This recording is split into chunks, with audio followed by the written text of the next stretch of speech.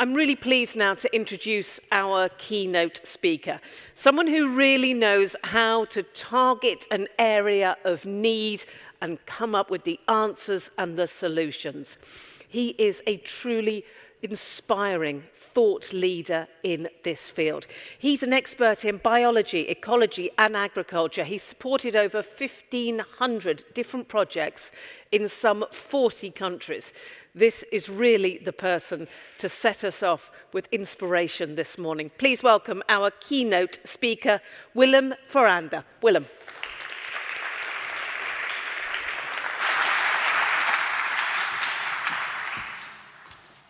Wow, what an introduction. I feel a little bit overwhelmed. I'm an ecologist and tropical ecologist by training. Was director of IUCN for many years in the Netherlands, and that's why I could do these beautiful things.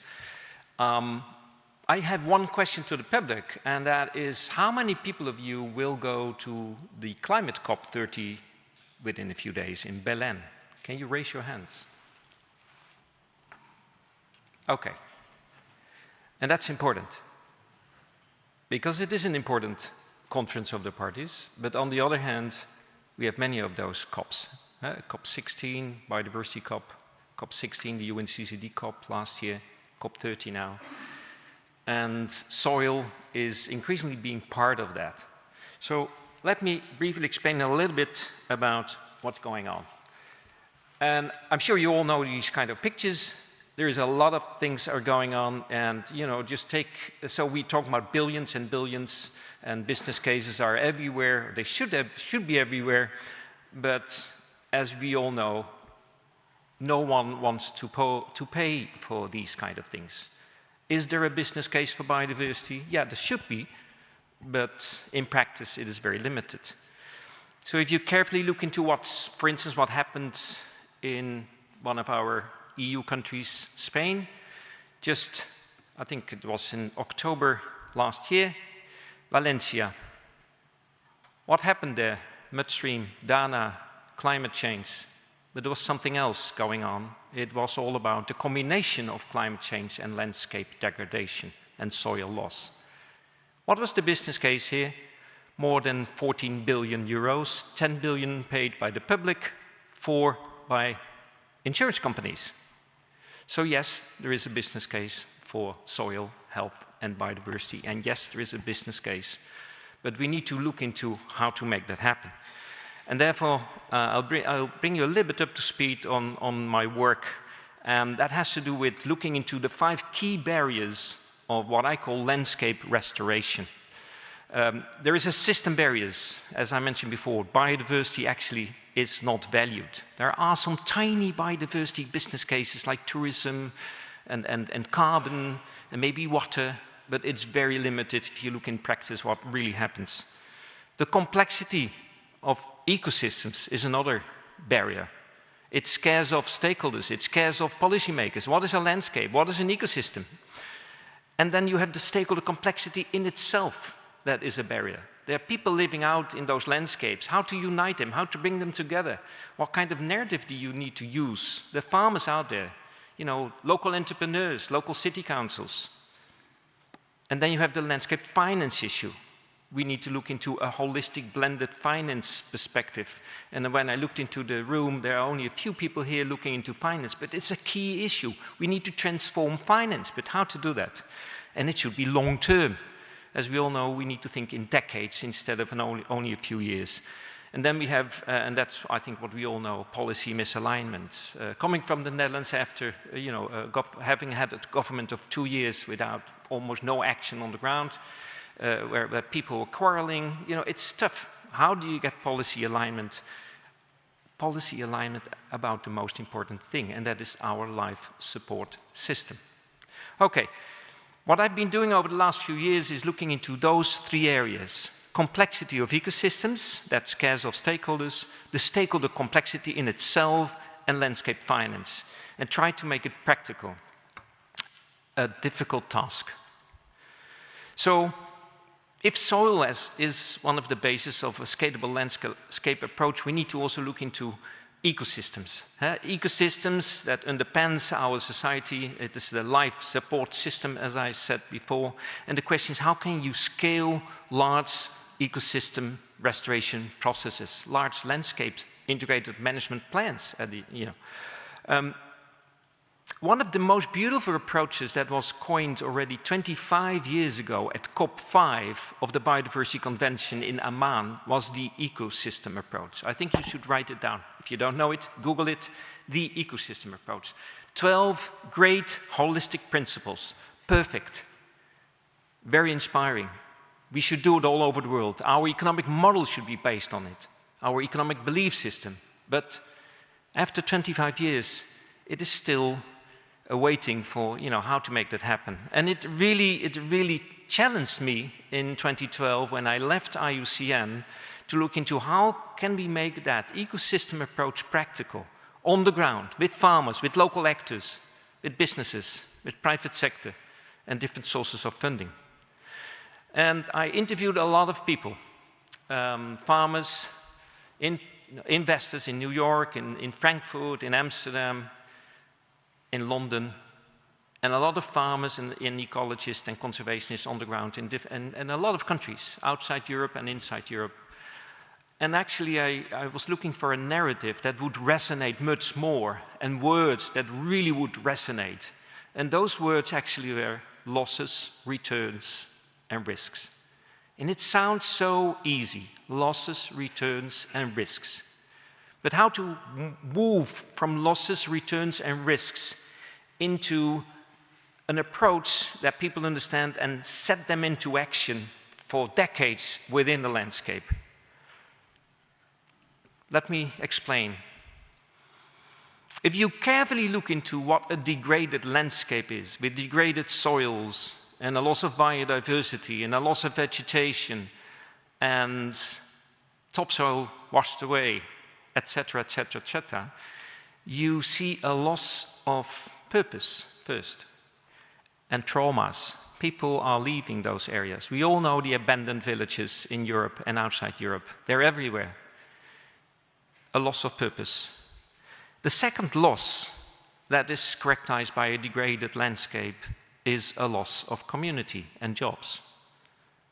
And the third loss is, of course, the loss we know, loss of soil, health, biodiversity, water, you name it. And the fourth loss is a loss of sustainable financial income. So if those four losses are characterized by a degraded landscape, then we should use the word return to look into what should the landscape look like if it is more sustainable, if you bring things together in a more holistic and integrated way. And therefore the word return of inspiration sounds weird, but actually it's the most important one. You need to maximize ROI. Where are the financial people here in the room? I saw there were 2 or 3. Okay, we need to maximize ROI, return of inspiration. We need to do that first. 5, I see 5 people now. Okay, wonderful. So maximizing ROI, that's number 1. You need to maximize the social returns, the natural returns, and the financial returns, of course.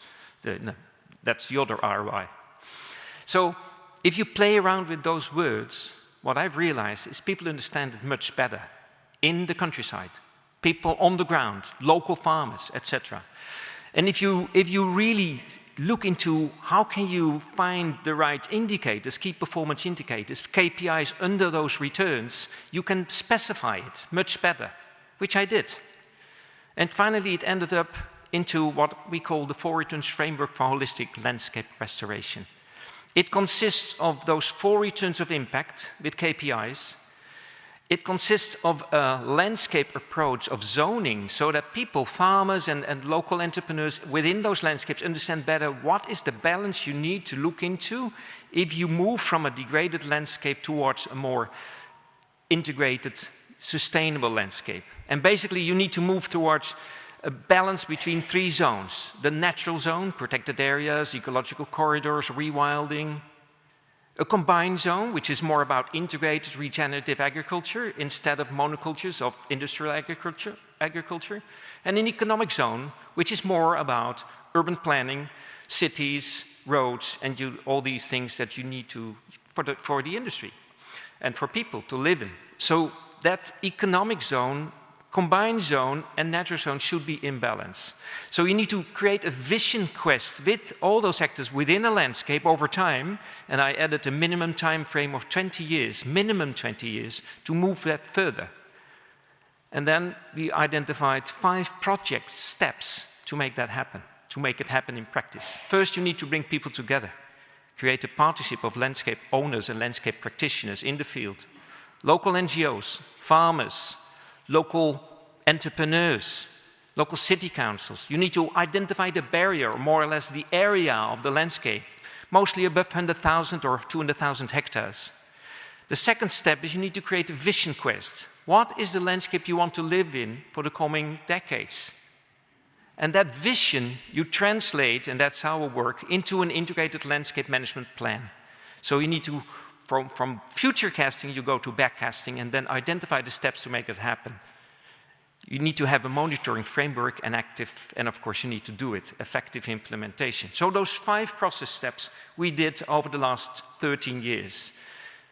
But we need to take one thing into account. If you talk about indicators, people make that big mistake that if you want to turn, that if you want to move towards what we call a landscape restoration industry, you have the generic indicators for investors and business people and spatial planners and policymakers to understand, to create that industry. But each landscape has specific indicators because each landscape is different. We work in Spain, we work in India, in Zambia, in Colombia, in the Netherlands. And we see that, of course, each landscape, each ecological and cultural setting is different. So how to connect those specific indicators of impact to the generic ones, that is the critical issue. And that's what we're trying to do and what is still working much more and better and better and better. So what did we do over the last few years? We started in areas to build proof of concept, funded by philanthropy and public funding. And we started to work in areas in Spain, in Australia, in South Africa, in the Netherlands, and in India. And over time, in those huge landscapes, we built landscape partnership. We co-created them, bottom up together. We invested in people, and we invested more than $500,000 per landscape in those areas over time, per year. And with those landscapes, partnerships, we helped to set up companies and identify the integrated landscape management plan. And basically, with those integrated landscape management plans, we could find resources, public resources, sometimes investment resources, with return on investment, to set up companies on regenerative ag, on soil health, and a lot of spin-off of those companies are still existing. Even one company is listed now in Australia on regenerative ag. It's called Wide Open Agriculture. You can buy shares, actually. And with all those, with building that proof of concept in those large areas, we were able to understand how this principle of the 4 returns framework was working and whether it was adaptable and replicable. And now, after 12 years, we see, yes, it is replicable because more and more actors are using it. It's open source. You can use it as well. And more actors, local NGOs, as well as city councils, are knocking on our doors. And now we are working and scaling up in 23 countries through a landscape leadership program, because we can't do it ourselves anymore. So it is fascinating. You are able, if you use a different language that also includes a kind of replicability and understandable way of working, to make this seen. Okay, that looks promising. It is, but it's also very, very difficult because we work with people. It's easier to work with soil and microbes. It's much easier to work with ecology. You know, it's very predictable. I'm an ecologist. I know what to do when I'm in the field. But then you work with people. Who has never been working with people before? Can you raise your hand?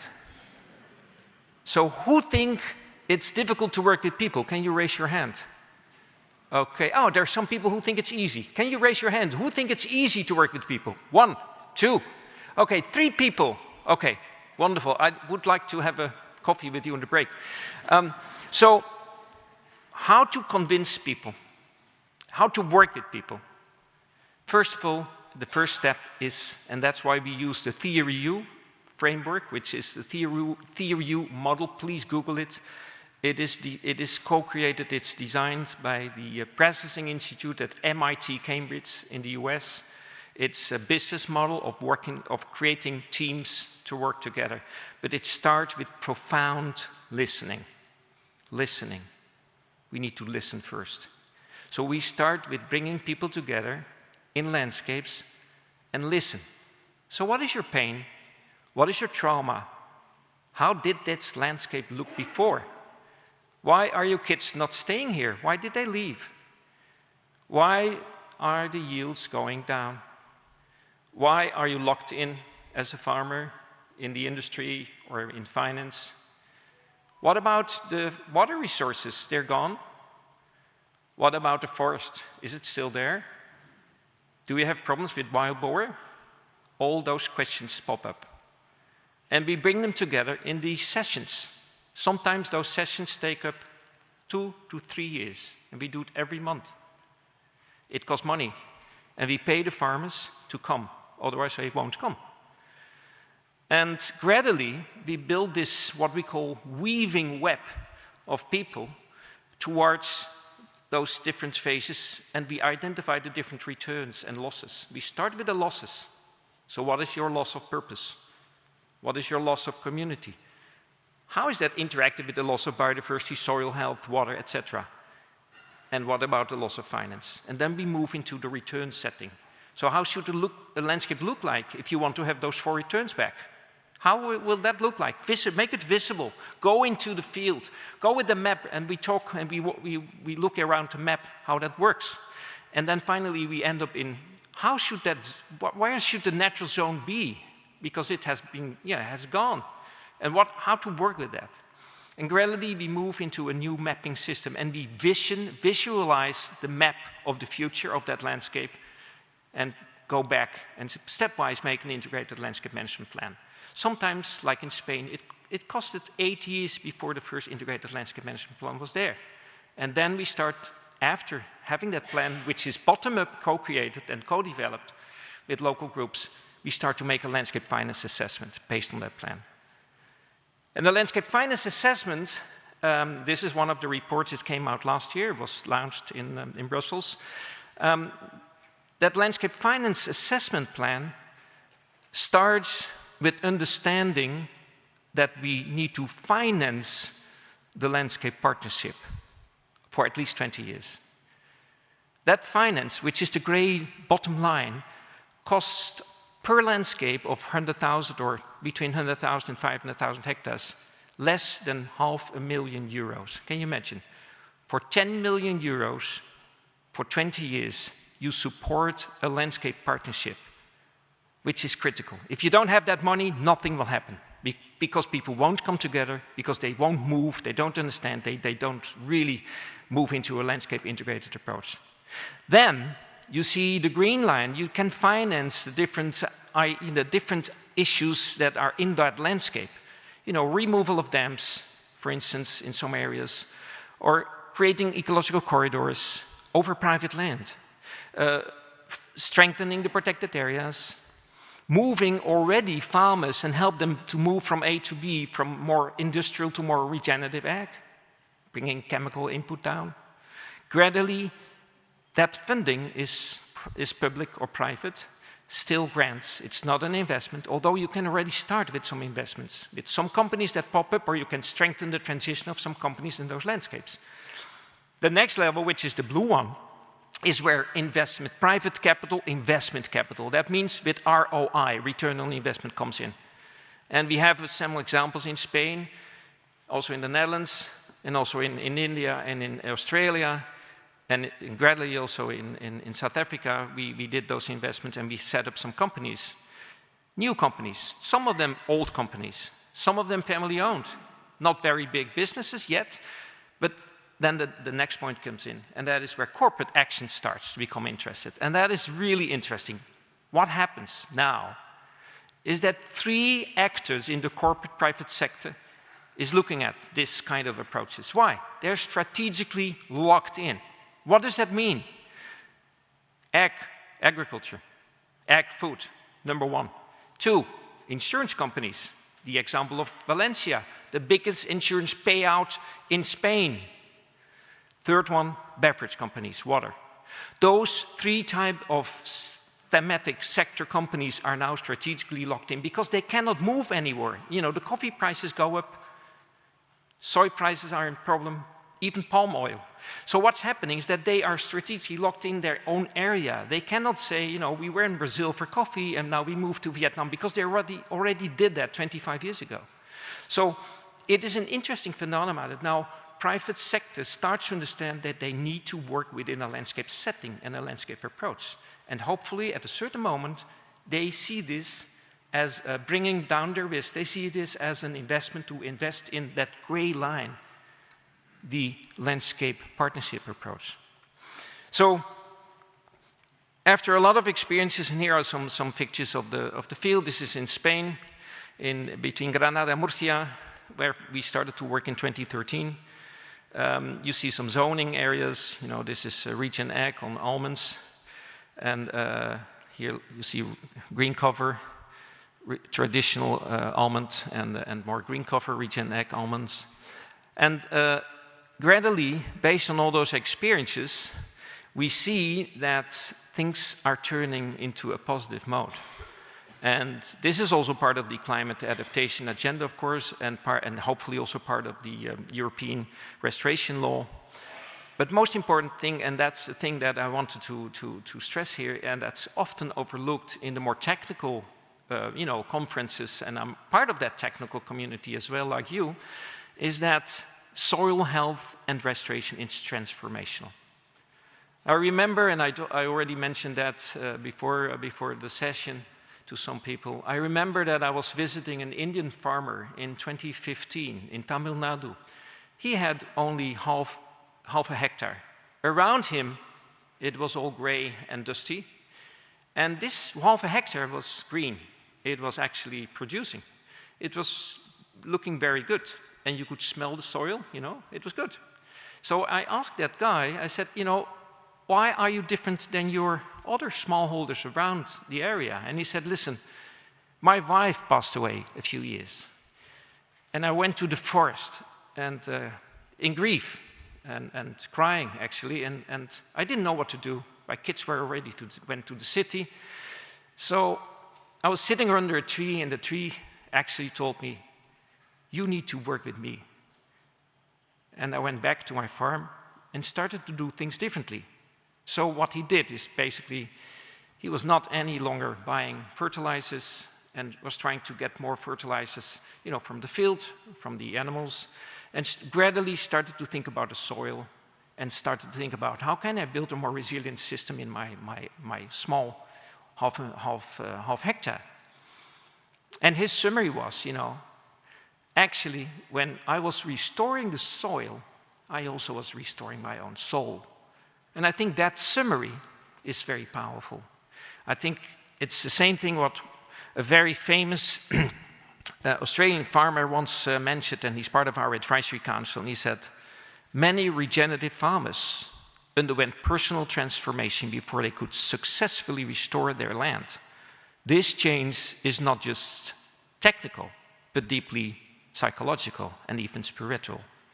And I think also that's part of our work, and that's why we have included the ROI, return of inspiration, as the first return to think about. Thank you very much, and you can look more in our guidebook, which you can find on the web. Thank you.